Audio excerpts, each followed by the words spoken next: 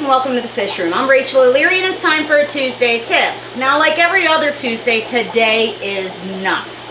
I have a billion mock-ups to do, a bunch of boxes to go out, but I wanted to take a second to talk to you guys about the learning curve with planted aquariums. Today I want to show you specifically how to manipulate your substrate in order to get that banked look. Now, as I've said many times, I am without a doubt not an accomplished aquascaper. I am very much still learning every day, and I'm going to show you some of the mistakes I've made, as well as tell you what I plan to do about that in the future. I've started using really great substrates, and it's made a huge difference in the growth of my plants, as you guys have seen in my living room tank, as well as my little planted nano. And these substrates are fantastic. I'm really in love with quite a few of them, but mainly I've been using Tropica lately. And the good part is that they're fantastic for root growth with the plants. They're beautiful to look at, but the bad part is they're kind of light, which means they tend to flatten out over time. So if you try and get that distinct banked look, which is so invaluable for forcing perspective and giving depth to a tank, as well as height to your hardscape, over time it'll flatten out. So let me show you some of the mistakes I've made, and then I'll show you what I've learned to do about it. I have shown you guys my little crystal red and crystal black nano a bunch of times, and this was really my first attempt at a planted tank, and I had no idea what I was doing. All in all, I think it's a pretty successful little tank, especially for my first one, but I did make a few mistakes. Now you can see that I layered my substrate, and that's totally fine. But what I want to show you guys, is what happened to my substrate over time. Now these were once evenly layered, meaning the light brown substrate, which is Brightwell Florin, and the top level of substrate, which is 88 Aqua Soil, were the same thickness, and that had my back corner banked up really high. Over time, you can see that the aqua soil has settled forward and flattened out throughout the entire tank. It's now a flat substrate instead of a banked substrate. And this tank has grown in so well that it's not a huge problem, but if I were to be doing a simpler scape with just rock and plants, this would be a problem. So I've done a lot of research and sort of figured out some strategies that I can take to prevent this from happening. So I've gathered together a few supplies here. This is a cube I actually found in my yard that I'm planning a build on soon. I've grabbed some cereal stone, some substrate, a media bag, and some corrugated plastic. Now, I want to elevate the main stone in the back so that it falls into this top corner. So what I've done is I filled this media bag with just gravel. Now you could use lava rock, you could use really any sort of substrate that's rubble.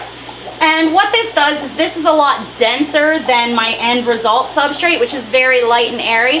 And this just provides a solid foundation to set my main rock on. And it also means that I have to use a lot less of the more expensive substrate. Now you could also use something like pantyhose, or I wish I would have had the smaller media bags, honestly, but this is what my local store had. And I'm just going to do that to sort of elevate that corner. So now I'm just going to pour some of the substrate over my media bag.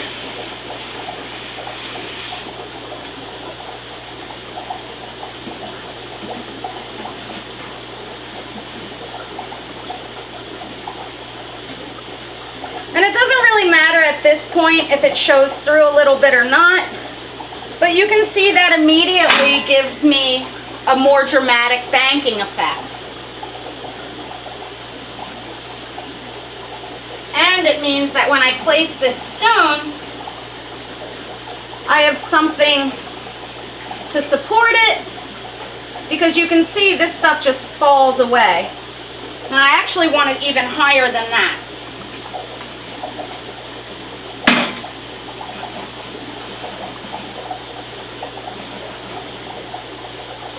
By using the rubble, it gives a firmer base to the rock so that it doesn't sink down into the substrate, and it really allows you to keep it elevated.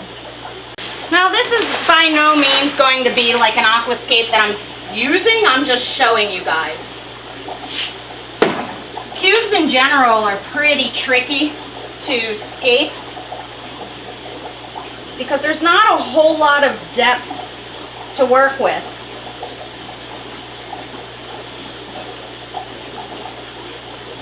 And when you're planting them, you want to make sure, especially with a rockscape, that you leave enough space for the actual plants because they will grow in considerably from what you start with and can overtake the rocks. So as I mentioned in my little tank, you know, I had done this similar thing. I didn't use the bag of rock in it. I had just used substrate. And what happened is that over time that substrate just completely fell down. So what you can do is get corrugated cardboard, or a corrugated plastic rather, and this is just the stuff that's used for making signs. It's about $4 for a sheet this size at Home Depot or Lowe's or whatever hardware store, probably even Staples or places like that. And it's nice to work with because it's really easy to cut. And what you can do to sort of prevent erosion, you know, if you think about like when you're building embankments for landscaping or doing erosion control in yards, they use retaining walls. And basically what we're doing here is sticking in pieces of plastic between the rocks to just create a retaining wall, and that'll stop it from flopping down. A razor knife works really well for this also. And you know, there are kits sold that are substrate supports, and that's totally fine too. I, however, happen to be cheap. And if I can spend $4 and get enough to do 10 tanks, I'm going to do that rather than spend $10 for a tiny kit for one tank. Now, it would be nice if I had found these substrates, this corrugated plastic in black, but I couldn't find that locally. I could have ordered it. It's available on Amazon, but I was in a hurry for you guys. So I'm just sticking these anywhere the substrate is thicker. And this can also be used. You can cut it in longer strips, put slits in it and add feet if you wanted to create like a pathway that had sand in between your soil. And that helps prevent the mixing. And I'll show you guys all of this again when I eventually actually scape this tank. I'm in the process of designing a stand for it, and I think it's going to be pretty cool. This is going to be a second tank to go in my living room, and possibly use CO2. So as you can see, my rocks are pretty stable because of using that media bag of gravel underneath. Now you could also just do jumbles of rock or coarse gravel beneath your substrate. I like using those media bags because I can shape them into a form to support the rock. And that helps prevent pressure points on the bottom of the glass as well. Hope that helps. Now the plan for this is to show you guys how I build the eventual stand for this tank. It's going to be pretty cool. How I aquascape it, how I support the aquascape, how I choose plants, and then how it does long term. You know, my goals with aquariums, especially planted ones, are for the long term. I love to see them mature. I love to see them grow in, and you know, I like them to give me great pleasure. I like them to be aesthetically attractive. Aquascaping and planted aquariums is a steep learning curve. I learn something new every day, and I think that's what makes it so appealing to me, is that, you know, I make mistakes like I did in my little nano, and I come up with ways to troubleshoot those, implement change, and get better. The most important thing about doing these aquascapes is that they make you happy.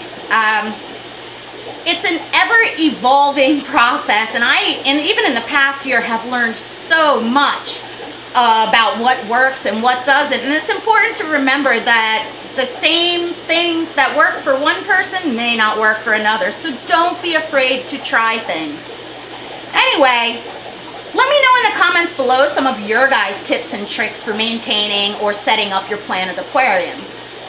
As always, I hope you guys will stop by my Facebook, my Instagram, and my website, MsJinx.com, where you can find my upcoming speaking engagements, my current stock list, and information on all things nano. As always, if you have any comments, suggestions, or questions, let me know below, and don't forget to subscribe.